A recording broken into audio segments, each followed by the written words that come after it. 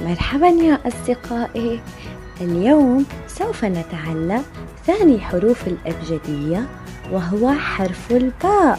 حرف الباء: باء بطة، باء بطة. وصوته با بي بو. تابعوني لكي يصلكم كل مزيد.